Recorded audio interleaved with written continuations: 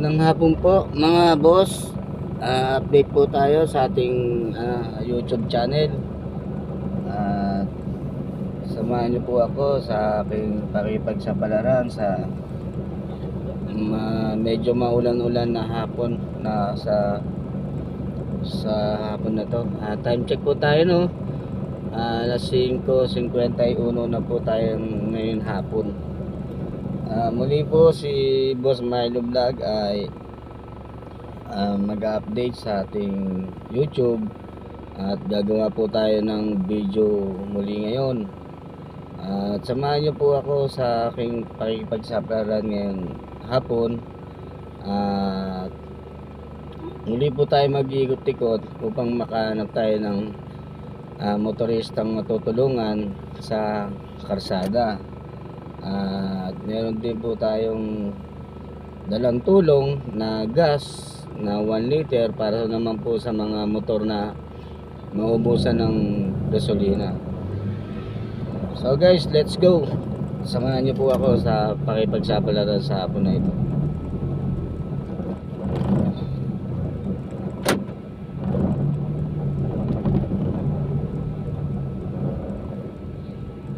Nandito po tayo, no, palabas po tayo ng Dagat-Dagatan Avenue. Nandito po tayo sa Talakitok Street, palabas ng Dagat-Dagatan Avenue. At papunta po tayo ng Letre, Malabon. So guys, no, si Boss Milo Vlog po lagi pong dala yung ating mga accessories para sa pagtulong sa mga basic na masisiraan na motorista.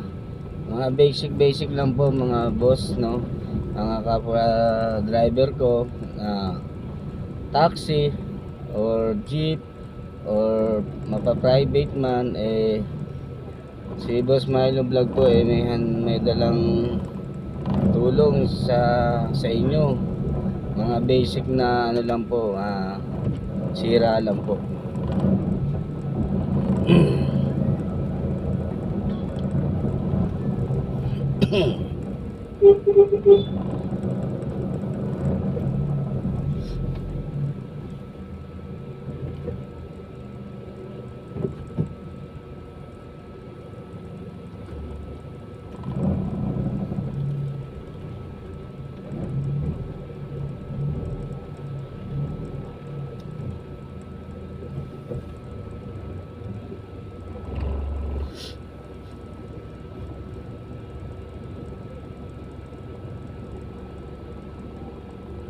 Sa lubungan po, no.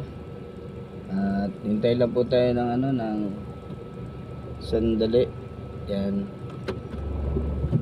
medyo meron tayong kasalubong.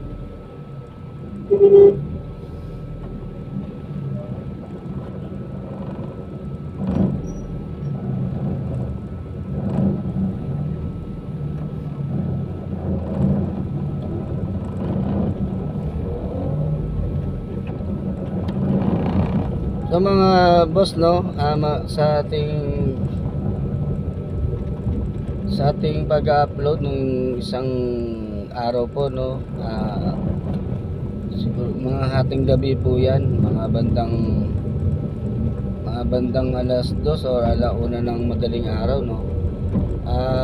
Meron po tayong natulungan po, no, si Kuya Birhel.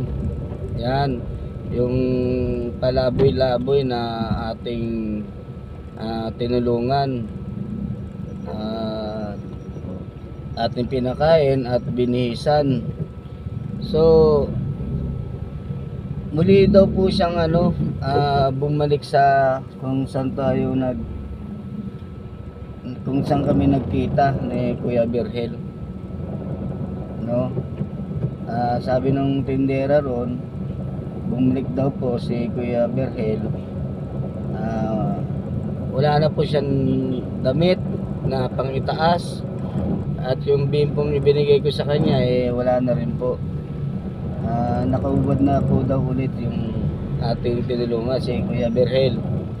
So kinabukasan po, no, bumiyahe po tayo ng jeep Si Kuya Berhel po, nakita ko po siya sa sa Tunsuya, Malabon, naglalakad po pasalubong. Ang problema po, meron po akong pasero. Hindi ko na po siyang nagawang kausapin. At pagbalik ko po galing monumento, nagbakasakali ako na makita po siya. Umikot-ikot po tayo dun sa kanyang nilakaran kung saan ko siya nasalubong. Hindi naman po tayo pinalad na nakita po natin siya, no? So mga boss, no, pag nadaanan nyo po yung aking YouTube channel, pakitulungan nyo po ako, no, para kay Kuya Berhel. At siya po ay ating matulungan na makuha ng kanyang pamilya. At gusto niya rin naman po makauwi sa pamilya niya. Minsan ko po siyang in-interview nung ating siyang unang namit. Yun nga po, tinanong ko po siya kung kaya niyang umuwi. Ang sagot niya sa atin kung may pamasahe daw po, kaya niya raw pong umuwi. Pero sa tingin ko po, no, wala po siyang kakayahan na umuwi sa kanyang kalagayan na ganun. So mga boss, no, meron tayong